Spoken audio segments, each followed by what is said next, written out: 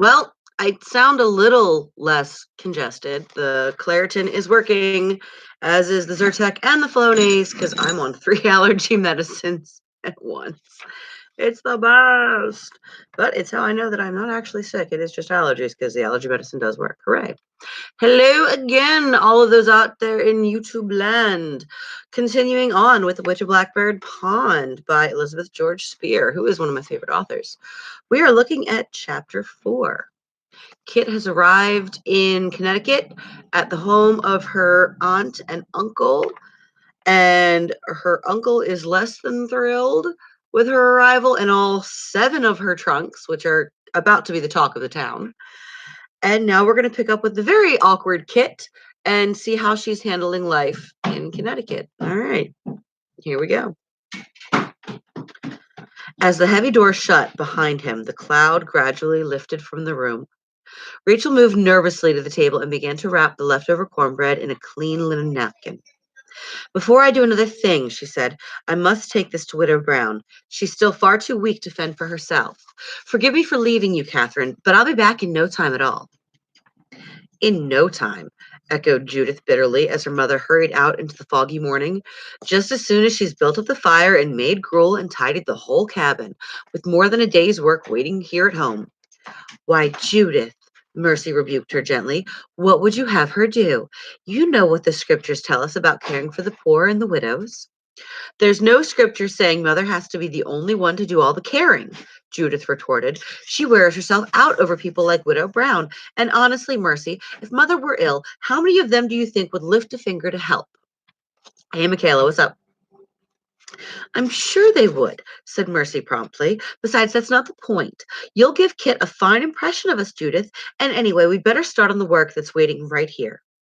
Judith did not move. Her attention had turned again to the rows of trunks. "Do you mean to say that every one of those trunks is full of dresses like the one you have on?" "Well, dresses and petticoats and slippers and such. You have the same things yourselves, don't you?" Mercy's laugh was like a ripple of silver. "But we don't. We can't even imagine." "I can," said Judith. "I've seen the ladies in Hartford. Kit, how soon are you going to open them?" "Right now, if you like," said Kit willingly. Mercy was shocked. "Judith, what will our cousin think of us? Besides, there's all the work to be done." "Oh, Mercy, there's always work." "I don't know," said Mercy doubtfully. "Father says the Lord loveth not idleness. But then the Lord doesn't send us a new cousin every day. Perhaps he would forgive us a little for rejoicing." "Oh, come, Kit, show us now," urged Judith, taking advantage of her sister's uncertainty. Kit was only too willing. As the first lid opened, all constraint was gone. Kit had never known many girls her own age. Her own eagerness rose at the sight of the 2 eager faces so close to hers. How amazing that a few clothes could cause such excitement. Kit felt a surge of generosity that was new and exhilarating.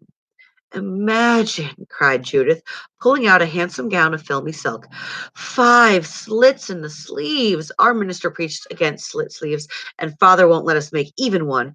And so many ribbons and bows. And oh, Kit, a red satin petticoat. Oh, how gorgeous."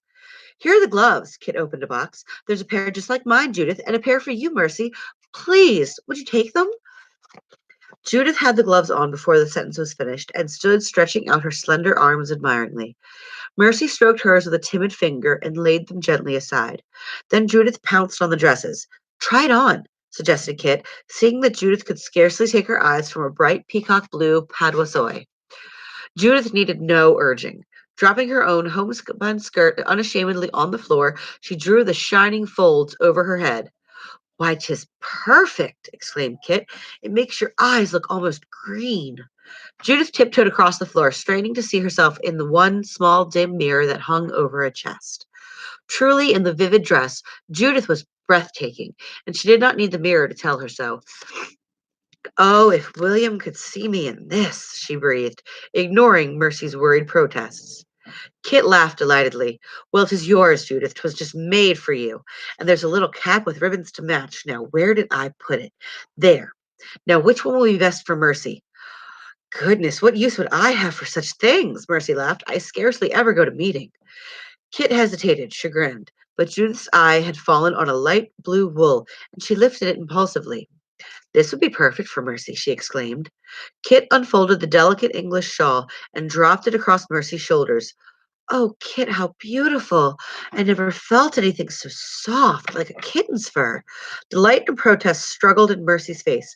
I can't take anything so lovely. Judith's back was to the mirror. Just wait till I walk into meeting this on Sunday morning, she squealed. A few people I know won't hear a word of the sermon.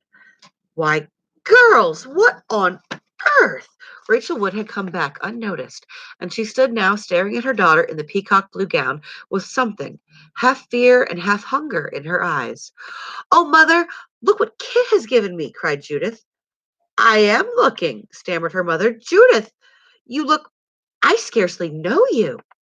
You should, Aunt Rachel, Kit spoke up boldly, because you must have looked just exactly like that yourself. I know because grandfather has told me how beautiful you were. The two girls stared at their mother in astonishment. Rachel looked dazed. I had a dress just like that color once. Kit dived impulsively into the trunk. Put this on, Aunt Rachel, she coaxed. See, it ties under your chin like this. Oh, 'tis perfect. Go, look at yourself. Rachel shied away from the mirror, her cheeks pink with embarrassment. Under the little beribboned bonnet, the years had dropped away from her face. At her brilliant eyes and tremulous smile, her two daughters stared in unbelief. Oh, mother, wear that on Sunday. Promise you will. But the color had suddenly drained from Rachel's face. A chill swept across the room from the abruptly opened door. On the threshold stood Matthew Wood, staring from his awful height at the littered room, the gowns tumbled over chairs and benches, and the guilty faces of his womenfolk. What is the meaning of this? He demanded. The girls were watching Catherine unpack, Rachel explained helplessly. How are you back so soon, Matthew? Can a man not come back for an axe helve without finding his house in shambles? I guess we forgot ourselves, Rachel's fingers jerked the bonnet strings. Judith was not so easily intimidated. Look, father, she attempted. Kit has given me this dress. Did you ever see anything so handsome? Give it back to her at once. Father! No, I never had. Do as I say, he thundered. Uncle Matthew, broke in Kit, you don't understand. I want her to have the dress. Her uncle regarded her with scorn. No one in my family has any use for such frippery, he said coldly, nor are we beholden on anyone's charity for our clothing. But they are gifts, cried Kit, tears of hurt and anger springing to her eyes. Everyone brings. Be quiet, girl. It is time you understood one thing at the start. This will be your home, since you have no other, but you will fit yourself to our ways and do no more to interrupt the work of the household or to turn the heads of my daughters with your vanity. Now you will close your trunks and allow them to get about the work they have neglected. Rachel, take off that ridiculous thing. Even the gloves, father? Judith was still rebellious. Everyone wears gloves to meeting. Everything. No member of my household will appear in public in such unseemly apparel. Mercy had said no word, but now as she folded the blue shawl and laid it quietly on top of the trunk, Rachel found courage for her only protest. Will you allow Mercy to keep the shawl? She pleaded. 'Tis not gaudy, and 'twill keep off the draught there by the chimney. Matthew's glance moved from the shawl to his daughter's quiet eyes, and barely perceptibly the grim line of his jaw relaxed. So there was one weakness in this hard man. Very well. Mercy may keep the shawl. I thank you for it. The bitter word was forced out just in time. Had it not been for this hint of grace, Kit's anger might have erupted in a scene that would have spoiled all her chances on this first morning. As it was, she felt an unwilling respect that made her hold her tongue and set to work folding and replacing the piles of clothing. Judith's tears were packed away in the folds of the blue dress. There was silence after the door had shut once more. Well, sighed Rachel, 'tis all my fault. I can't blame you girls, but at my age, the board is not even cleared from breakfast. Kit looked back at the table curiously. Don't the servants do that? She inquired. We have no servants, said her aunt quietly. Surprise and chagrin left Kit speechless. I can help with the work, she offered finally, realizing that she sounded like an overeager child. In that dress? Judith protested. I'll find something else. Here, this calico will do, won't it? To work in? Disappointment had put an edge to Judith's tongue. "'Tis all I have," retorted Kit. "Give me something of yours, then." Judith's cheeks went scarlet. "Oh, wear that one. You can help Mercy with the carding. You won't dirty yourself at that." Yes. Give me just a couple minutes to finish this chapter, and I'll get you some chocolate milk, okay? A couple more minutes, all right? Allergy season is awful. Oh, goodness. Because my nose hurts from blowing it so much. And I'm all congested, and it stinks. And we can't do anything? Oh, we can do plenty of stuff. It's just allergies. I'm not sick. Oh, only if you're sick you can't. Yeah, when you're sick, you stay home and rest. But if it's allergies, you just take your allergy medicine and go on like before. Okay. Kit shortly repented her offer. For 4 mortal hours, she sat on a wooden bench and struggled to grasp the tricky process of carding wool. Here, blow your nose, please. Mercy demonstrated on 2 pieces of thin board, to which were fastened strips of leather set with hooked wire teeth.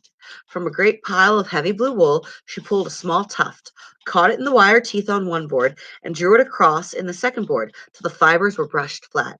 "Isn't the color pretty?" she inquired. Mother promised Judith that if she helped with the shearing this year, we could buy some indigo from the West Indies. Judith hates handling the greasy wool and washing it, but she will be happy with the blue cloth. In one deft motion, she plucked the wool from the teeth and rolled it into a fluffy ball. It looked so easy, but the moment Kit took the wool cards into her hands, she appreciated Mercy's skill. They were such awkward things. The wool fluffed and stuck to her fingers and snarled in clumps. She suspected that Judith had chosen this task on purpose. "You're getting the knack," approved Mercy, when a few misshapen little balls finally lay in the basket. Kit eyed the great heap of wool. "You have to do all that by yourself?" "Oh, the others help between times. But of course, there are so many things I can't do. You don't know how much nice it is to have you to help. It's a marvel how much faster the work goes when there's someone to talk to." Fast. All this time, and that great pile hardly touched. But Mercy sounded sincere. How dreary it must be for her, working here day after day. Kit was ashamed of her own impatience. Suddenly, under Mercy's friendly smile, the questions that had been troubling her all morning burst out. "Do you think I did wrong, Mercy, to come here?" "You did exactly right," smiled Mercy. "But your father doesn't mean to be unkind. It's been very hard for him here in Connecticut." In the months since her grandfather had died, there had been no one whom Kit could trust. Now she found herself saying the words she had never dared to speak. "I had to come, Mercy. There was another reason. I couldn't say this morning, but there was a man on the island, a friend of grandfather's. He used to come often, and afterward I found he had lent grandfather money, hundreds of pounds. He didn't want the money back. He wanted me to marry him. He tried to make me think that grandfather had wanted it, but I'm sure that was not so. He wanted to pay everything. He would even have kept the house for us to live in. Everyone expected me to marry him.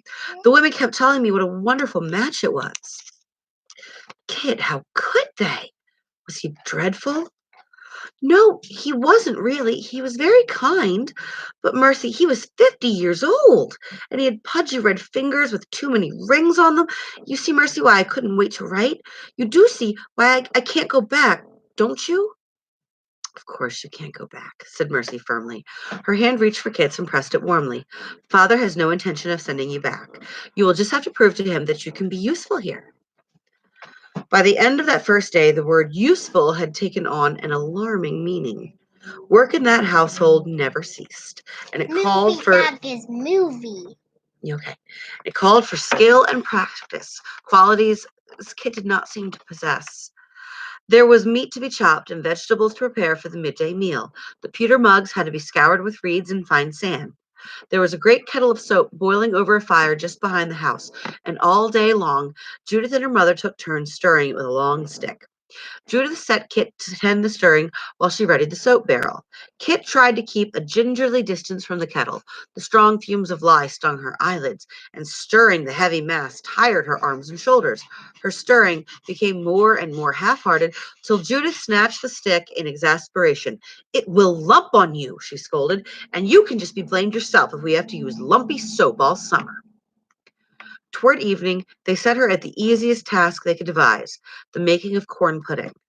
The cornmeal had to be added to the boiling kettle a pinch at a time. Before it was half consumed, Kit's patience ran out. The smoke made her eyes water, and there was a smarting blister on one thumb. She suspected that Judith had invented the irksome procedure just to keep her busy, and in a burst of resentment, she poured in the remaining cupful all at once. She learned her mistake when the lumpy, indigestible mass was ladled onto her wooden trencher. There was nothing else for supper. After one shocked stare, the family downed the mess in a silence that made Kit writhe. Hey, Haiti. After the candles were lit, Rachel and the two girls picked up skeins of yarn and began to knit as Matthew drew the great Bible toward him across the table. Matthew's voice was harsh and monotonous. Kit could not keep her mind on the words. Every muscle in her body ached. Can you not interrupt, please? No interrupt. Shh, no interrupt. Every muscle in her body ached with weariness. As the reading went on, her head grew heavier, and twice she jerked herself painfully back from the brink of sleep. The others, intent on their knitting, did not notice. Only when her uncle closed the book and bent his head for the long evening prayer did the clicking needles cease. Kit, in her eagerness, went up ahead with a candle into the chilly bedchamber, but once there she remembered that in the morning she would need a fresh gown from the trunks to replace the soot-stained calico. Going back down the stairs, she overheard some words not intended for her ears. "Why does she have to sleep with me?" Judith demanded in a sulky tone. "Why, daughter," her mother rebuked her, "are you not willing that your cousin should share with you? If I have to share my bed, will she share my work, or will she expect us all to wait on her hand and foot like her black slaves?" "Shame, Judith. The child tried her best. You know that. A 5-year-old could do better. As if things weren't bad enough here in the house. If we had to have a cousin at all, why couldn't it have been a boy?" A boy. Rachel's answer was a long sigh. Yes, a boy would have been different, that's true. Poor Matthew. Turning, Kit fled up the stairs. When Judith came to bed, she was already under the covers, huddled far over to one side of the wide bed, her face hidden against a damp pillow. For a long time after Judith blew out the candle, Kit lay rigid, fearful that a single sniff might give her away. But the feather mattress was deliciously soft, and her weary nerves gradually relaxed. Suddenly, however, she sat straight up. "What was that?" she quavered, forgetting her pride. "What was what?" yawned Judith crossly. The long, eerie noise sounded again. "Indians?" "Oh, that's only a wolf," scoffed Judith. "Goodness, you're not making all that fuss over one old wolf. Wait till you hear a pack of them." Interesting first day. Our poor Kit is absolutely a fish out of water at this point in the story. Everything she tries is so difficult, and she's not good at any of the colonial chores that the rest of the girls have grown up doing. Think about if you were suddenly sent to a foreign country where hopefully you speak the language at least, but all of the customs are different, all of the clothing is different, and you're suddenly expected to do chores that you've never done before. How hard that's got to be. Like, I can't imagine being sent to rural England, for example, on a sheep farm. Like, I've never been around sheep in my life. I can't imagine what it must be like, tending to animals and cutting the wool off of them. And then, much like Mercy is doing, taking that wool that's been dyed and pulling the tufts out and weaving it into yarn that you can then, knit and crochet things into fabric. Like, I can crochet and I can knit, pretty well. But taking the raw materials to that point where you can use them, I have no idea how to do that. Like, I will admit that's not my strong suit. So if I were in Kit's shoes, I feel like I'd be just as frustrated as she is. Patience, please. Thank you. And probably just as upset by the end of the day, knowing that I wasn't expected. I'm not unwanted, but I'm not necessarily wanted either. And knowing that just by virtue of my gender, it would be easier if I were something other than what I am. That's got to be so difficult for her. Thank you guys for tuning in and listening to the story. I will be back here in about 40 minutes with pictures of Hollis Woods and the next section of that book. And Have a great rest of your day. Bye, guys. It's been awesome. So